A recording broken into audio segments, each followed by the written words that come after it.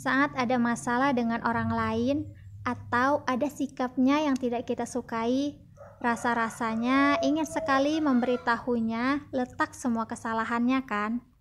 Sayangnya seringkali kita tak cukup berani untuk mengatakannya secara langsung. Demi memuaskan perasaan kita, akhirnya kita menumpahkan semua yang kita rasakan di media sosial dengan menyindir orang itu.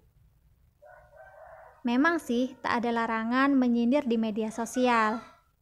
Namun demi kebaikan kita sendiri, lebih baik kita belajar menahan diri dan tak lagi melakukannya. Kenapa? Yang pertama, yang disindir belum tentu merasa. Ketika kita sedang semangat sekali menyindir seseorang, kita yakin banget sindiran kita akan mengenainya. Namun sayang, kadang yang terjadi tidak begitu. Entah dia memang sedang tidak membuka media sosial atau dia tipe orang yang cuek. Bisa juga kita merasa ada masalah dengannya, tetapi dia merasa semuanya baik-baik saja. Tak jarang, masalah memang hanya soal persepsi kan? Kedua, malah orang lain yang bukan sasaran kita merasa tersindir. Bukannya dia yang tersindir, malah banyak orang lain seketika merasa ditabok oleh sindiran kita. Makin pedas sindiran kita, makin mereka cemas, jangan-jangan merekalah yang kita maksud. Sampai titik tertentu, mereka akan berusaha introspeksi kalau mereka memang ada salah pada kita.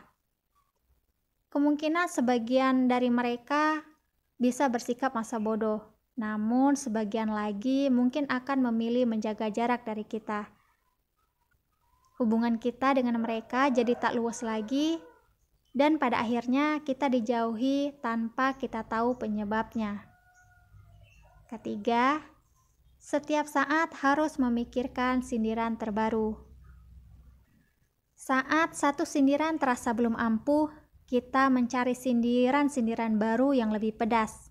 Masalahnya, makin sering menyindir, makin kita tak merasa puas. Entah yang disindir sudah merasa atau belum, rasanya kita ingin terus menyindirnya. Tanpa sadar, kita membuang terlalu banyak waktu dan energi hanya untuk memikirkan berbagai sindiran yang akan dilancarkan.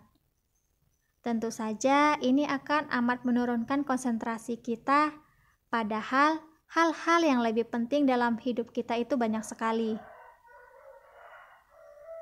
4. Makin kesal dari waktu ke waktu jika diabaikan. Bagaimana tidak kesal? Ini tak ubahnya mengajak orang lain bicara bahkan bertengkar, tetapi orang itu tidak menanggapi kita. Bahkan seolah-olah tak mendengarkan apapun. Bagus kalau kita bisa merasa lelah sendiri lalu memutuskan berhenti menyindir siapapun. Jika sudah merasa lelah, tetapi di sisi lain kita tidak bisa mengendalikan diri untuk makin agresif, bayangkan betapa kita akan semakin lelah secara psikis.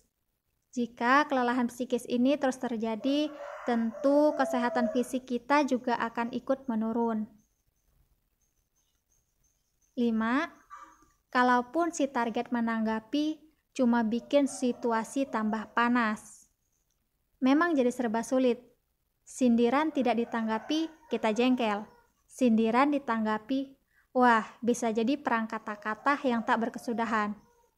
Masalah yang tadinya sepele, bahkan mungkin hanya persepsi kita sendiri, malah jadi kemana-mana. Untuk sesaat, mungkin kita merasa inilah yang kita inginkan. Biar ramai sekalian. Namun pertanyaannya, benarkah kita menginginkan itu? Bukankah jiwa semua orang pada dasarnya selalu menyukai kedamaian? Terus, sampai kapan kita akan bertengkar dengan orang lain?